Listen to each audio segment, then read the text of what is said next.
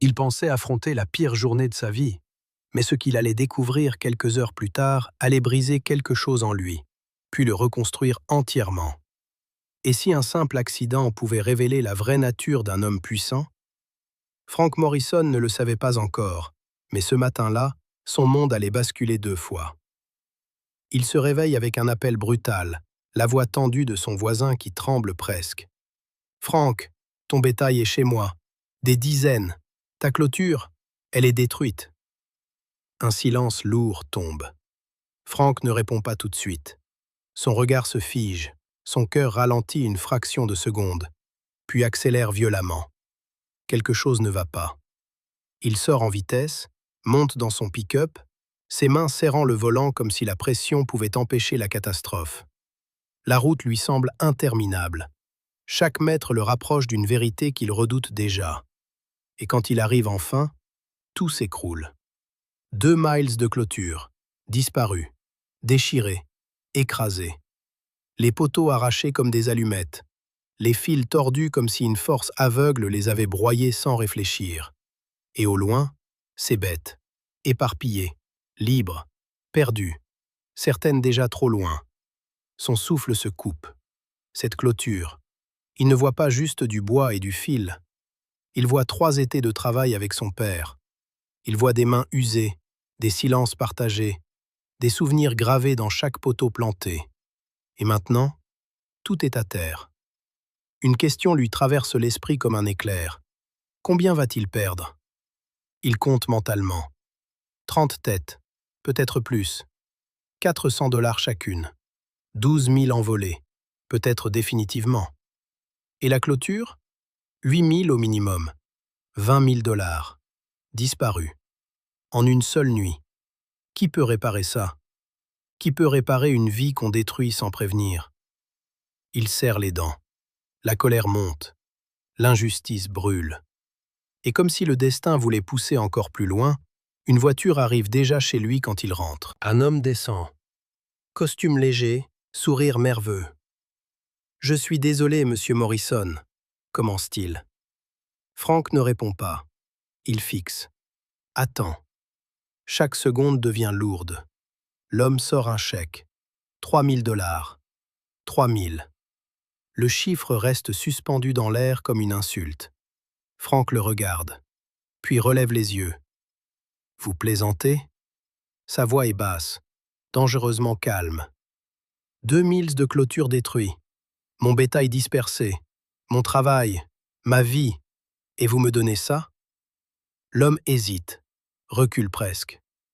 C'est ce que la production peut offrir. Si vous voulez plus, il faudra passer par les avocats. Les mots frappent comme des coups.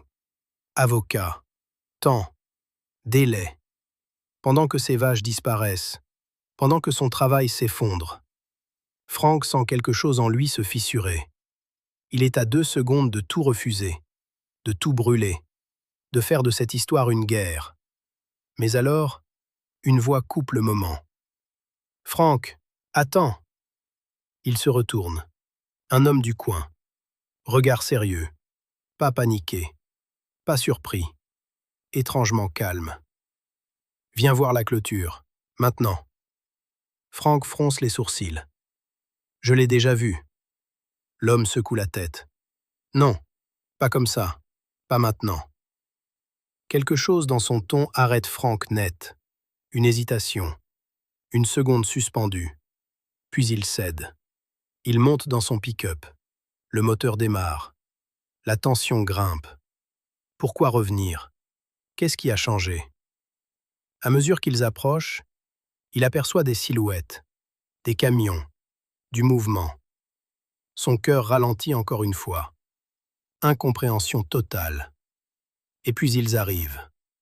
Et là, plus rien ne fait sens. Des hommes, des dizaines, en train de travailler, pas réparer, remplacer, installer, refaire, entièrement. Une nouvelle clôture surgit sous ses yeux. Solide, droite, parfaite. Des machines plantent les poteaux avec une précision presque irréelle. Le métal brille. Le fil est tendu comme une ligne de vie. Frank descend du véhicule, lentement, comme s'il marchait dans un rêve. Qu'est-ce que... Il n'arrive même pas à finir sa phrase. Un contremaître s'approche, calme, professionnel.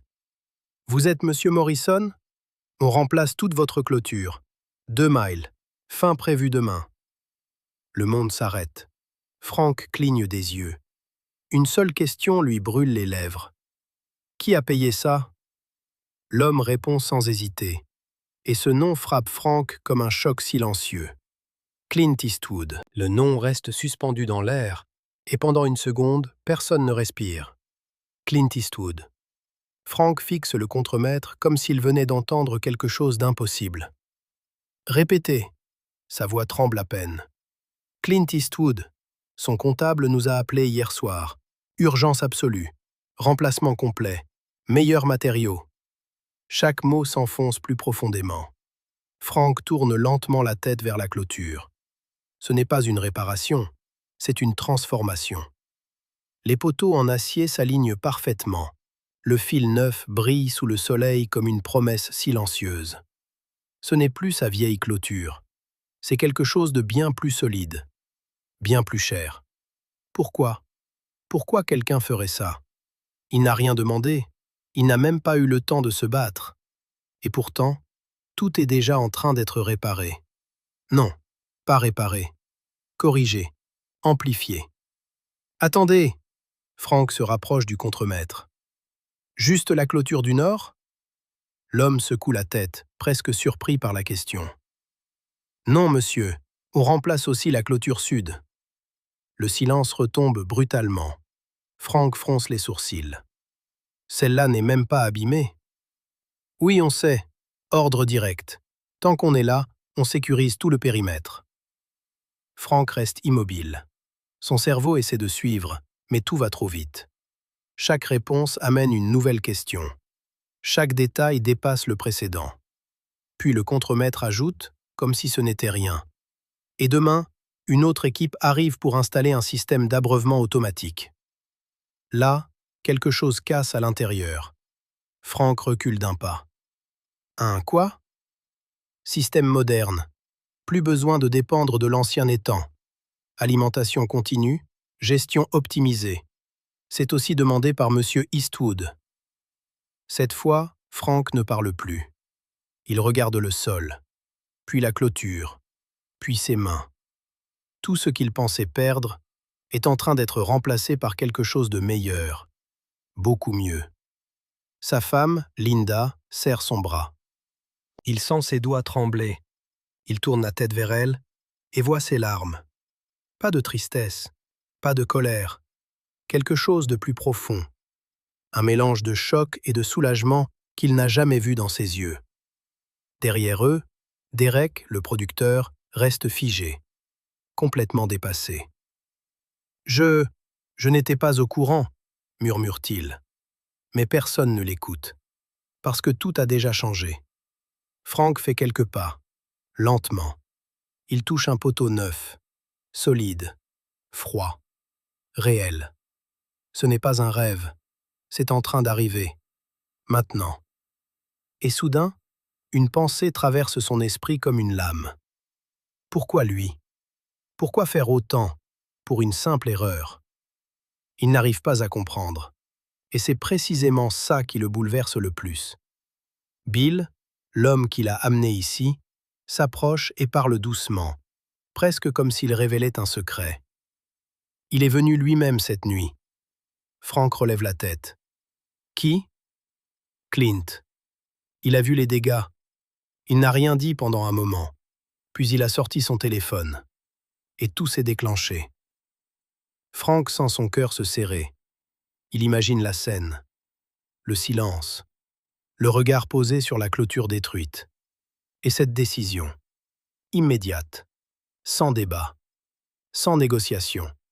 Faire ce qu'il faut. Mais encore plus fort. Il a dit quoi? Demande Frank, presque à voix basse.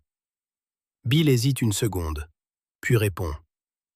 Il a dit qu'il voulait que tu te réveilles avec une solution, pas avec un problème. Et là, tout s'arrête. Les bruits des machines s'effacent. Le vent disparaît. Il ne reste plus que ces mots. Une solution. Pas un problème. Frank ferme les yeux une seconde. Juste une seconde. Et quand il les rouvre, tout est différent. Parce que pour la première fois depuis ce matin, il ne ressent plus de colère. Seulement une pression étrange dans la poitrine. Une émotion qu'il ne contrôle pas. Derrière lui, Derek tend encore le chèque de 3000 $. Mais cette fois, sa voix n'a plus rien de rigide. C'est toujours pour vous, pour le bétail, les désagréments. Frank prend le chèque, lentement, sans même vraiment le regarder, parce que ce chiffre n'a plus le même poids. Pas après ce qu'il vient de voir, pas après ce qu'il commence à comprendre. Il lève les yeux vers l'horizon. Les ouvriers continuent, sans pause, sans hésitation, comme si chaque seconde comptait. Et une dernière question surgit, simple, directe. Il est où, maintenant? Bill répond sans détour. Sur le tournage, il travaille, comme si rien ne s'était passé. Frank reste silencieux. Et dans ce silence, une chose devient claire. Ce n'est pas juste un geste, ce n'est pas juste de l'argent, c'est quelque chose de beaucoup plus rare. Et la vraie réponse, il ne l'a pas encore entendue. Pas encore. Le papier tremble entre ses doigts avant même qu'il ne commence à lire. Pas à cause du vent, à cause de ce qu'il ressent. Bill lui tend la note sans un mot. Une simple feuille. Écriture à la main. Rien d'officiel, rien de calculé. Frank inspire lentement, puis lit. Votre clôture n'a pas été simplement endommagée. Elle a été détruite par des hommes qui travaillaient pour moi. Donc c'est à moi de la réparer correctement. Quand vous lirez ceci, une nouvelle clôture sera déjà en cours d'installation. Nous avons aussi décidé de renforcer le reste de votre terrain et d'améliorer votre système d'eau. Considérez cela comme des excuses. Merci pour votre patience. Clint. Le silence tombe comme un poids. Frank relit une deuxième fois, puis une troisième. Chaque mot s'enfonce plus profondément. Pas un mot de trop. Pas une excuse vide. Juste une responsabilité assumée, complètement. Derrière lui, les machines continuent leur rythme mécanique. Mais dans sa tête, tout est calme, trop calme. Et soudain, quelque chose lâche. Il ne peut plus retenir. Les années de pression, les hivers difficiles, les pertes silencieuses. Et ce matin, cette peur brutale de tout perdre. Tout remonte en même temps. Ses épaules s'effondrent. Sa respiration se casse. Et devant tout le monde, Frank Morrison, un homme qui n'a jamais montré une faiblesse en public depuis la mort de son père, pleure. Pas bruyamment, pas théâtralement, juste, profondément. Comme si ce n'était pas seulement une clôture qu'on réparait, mais quelque chose à l'intérieur de lui. Linda le serre. Elle aussi tremble. Et autour d'eux, personne ne parle, parce que tout le monde comprend. 2 jours plus tard, la clôture est terminée, pas réparée, transformée, alignée au millimètre, solide comme si elle devait durer une vie entière.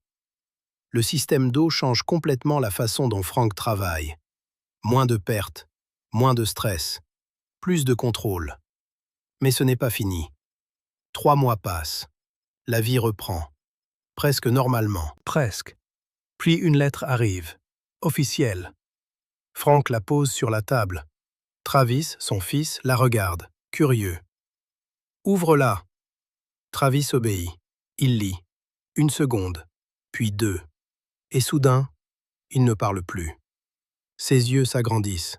« Papa, c'est une bourse. » Le mot résonne.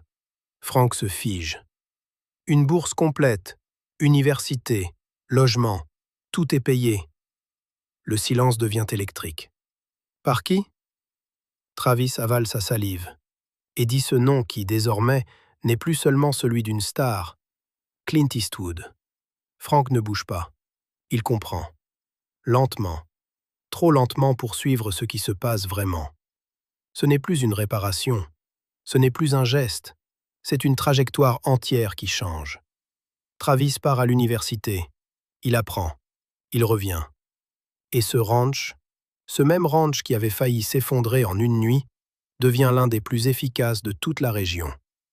Les années passent, mais ce matin-là ne disparaît jamais. Puis vient le jour de la première du film. Frank et Linda s'assoient dans la salle. L'écran s'allume, les paysages apparaissent, leur terre, leur histoire. Et là, Frank pointe du doigt. « Regarde, cette ligne là-bas. » Linda suit du regard. « C'est la clôture. » Il sourit légèrement. « La meilleure du Montana. » Mais ce n'est pas fini. Après la projection, il le voit. Enfin, l'homme derrière tout ça. Frank avance, pas sûr de ses mots, pas sûr de lui. « Monsieur Eastwood, je n'ai jamais vraiment dit merci. » Clint Eastwood lui serre la main. Regard calme, presque simple. « Mon équipe a causé le problème. Je l'ai juste réglé. » Frank secoue la tête. « Non, vous avez changé notre vie. » Un silence. Court. Puis Clint répond, doucement. « Faire les choses correctement, ce n'est pas de la générosité. C'est juste ce qui doit être fait. » Ces mots restent, gravés, pas comme une leçon, comme une vérité. Les années passent encore. Le papier signé est encadré dans le bureau de Frank. À côté, une photo de Travis diplômé et une autre, de cette clôture parfaite, traversant l'horizon. Et chaque fois que quelqu'un parle de problèmes, de pertes, de colère, Frank pense à ce matin, à ce moment précis où tout était détruit, et à celui où tout a été reconstruit, encore mieux. Parce qu'au final, ce n'était jamais juste une clôture, c'était une preuve que certains hommes, quand ils cassent quelque chose, ne le réparent pas seulement, ils le rendent meilleur. Et ça, personne ne l'oublie.